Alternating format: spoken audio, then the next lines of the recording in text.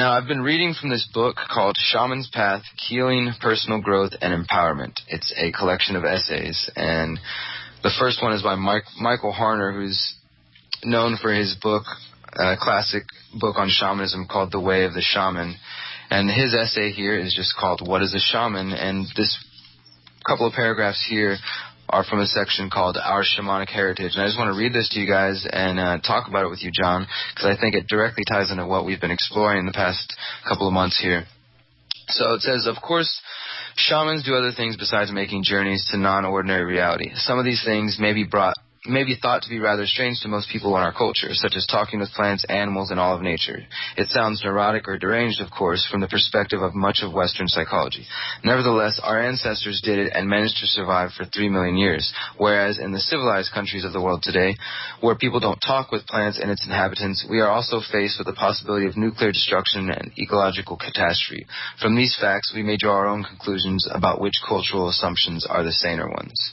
The shamans say that we need to talk to the plants and trees and animals and rocks because our lives and our spirits are connected with theirs. In shamanic cultures, all things are seen to be interrelated and interdependent, and not just what people commonly call living things. From a shamanic point of view, everything that exists is alive. But if all things are alive, how do we verify this? By communicating with them in the shamanic state of consciousness, and especially through journeys. And, right here. The word shaman comes from Siberia. Shamanism itself is a worldwide tradition. It has been practiced on all continents and was only eliminated from the West due to the influence of the Church, such as through the Inquisition and so forth. In fact, it survived in the old form using the drum for journeying all the way up until the 1930s in Northern Europe. Shamanism is not exclusively an Eastern or Western spiritual tradition. It is simply, and I love this part right here, it is simply our common human tradition that was destroyed when the state and church arose, both in the East and the West. A reason it was wiped out is that it undermines the authority of the state and church, or at least the organizers or maintainers of it, to have hundreds and thousands of prophets running around loose. In shamanism, everyone is his or her own prophet, getting spiritual revelation directly from the highest sources. Such people rock the boat. They are subversive. After all, if everyone is an authority, there is little possibility of creating a monopolistic business based on privileged access or right to interpret the words of a few official prophets or holy books.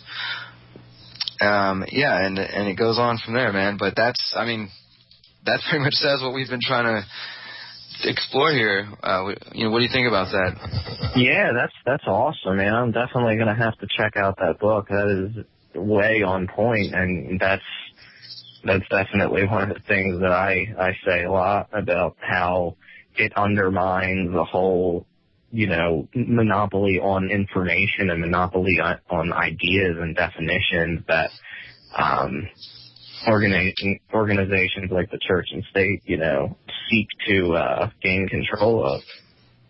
And so I think that we're at the point now where I don't think they've ever fully succeeded because, as he says here, it's our common human tradition. This is our common human tradition of just connecting with nature, connecting with the world around us. I think if we removed a lot of the progress that we have surrounded ourselves with, we might still have some of that deeper connections, and plenty of people still yearn for it. And I think we all do have that desire for that inside of us because it's innate. It's in all of us. It calls to us. It's a common tradition. But when we've been taught that those things, like you said, they're neurotic or they're deranged or that's not normal, people pull away. We start to turn our back on nature, so to speak, or in any spiritual traditions. But what I love about that and how he says it's just this direct, pure connection of whatever that means, whether you're taking a hallucinogenic plant or you're meditating, repetitive breathing or repetitive chanting, or you're doing yoga. It's all about the repetition or the drums. Like, it's bringing you to this state of consciousness.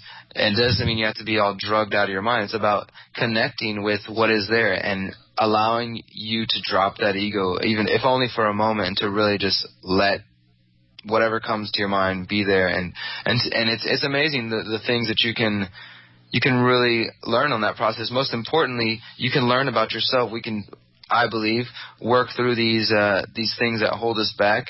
In the same way that we understand the need for freedom in the political realm, we need freedom from fear. And I dare say that shamanism is the truest sense of anarchy. Shamanism is the original anarchy. It's there's no, because back I imagine in the day when it's just a shaman running around, and I'm talking in the sense that we've defined it before, not somebody who's using shamanism to try to monopolize others and things like that we see with modern religions, but where it's something that's everyone can take part in and everyone can journey and everyone can experience this thing.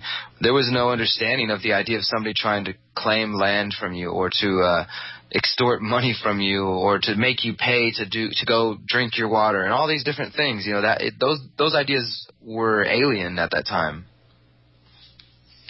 Yeah, absolutely. I don't think that justified aggression really take place in a situation where, everyone is their own authority.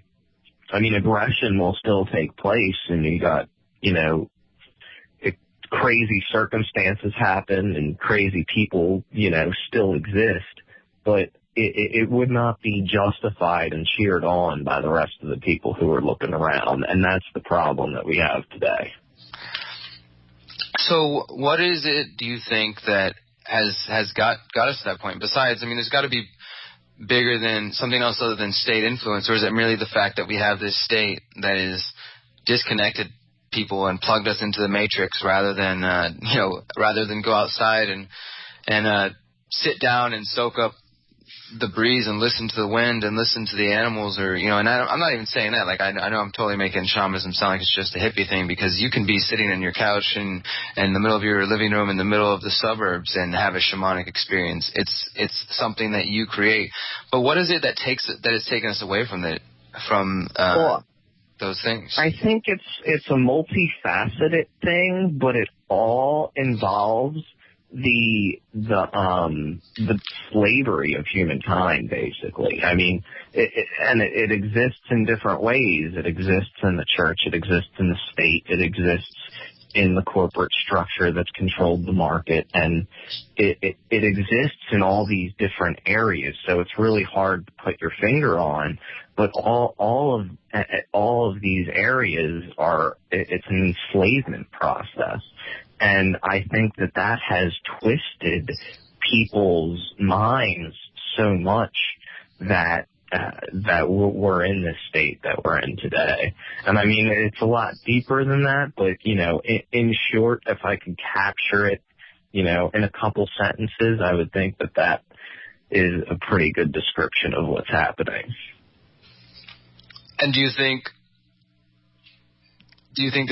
there's a revival? Is it more than just me and you, or are we just a couple of stoned hippies who think that shamanism is having a revival and that a deeper connection is coming back? Or is there, we see the liberty movement, we see the anarchist ideals, whether people identify with these terms or not. We see people yearning, we see political movements of all stripes around the world happening. And some would say that, with the whole New Age or with 2012, with different things like that, brought people to these ideas. And there's, of course, other mechanisms of control to look for and that itself. But do you think that there is a pull to this? There is an overall, more of a draw towards people being spiritual but not religious. And I think there's more people that are kind of seeing the world in that way, that it's not so black and white, that everybody can have their own kind of definition of what goes on beyond the five senses and what goes on beyond this life. But on the kind of co-op section of New Age thinking that you're discussing, John, we're gonna have to save that for next week. We're out of time for today, though, but that's where we'll pick up the conversation next week. Thank you for listening to The Conscious Resistance. Thank you, John. Good vibes. Go to check out Alchemy of the Modern Renaissance. I'll be back next week. If you can hear this, you are the resistance.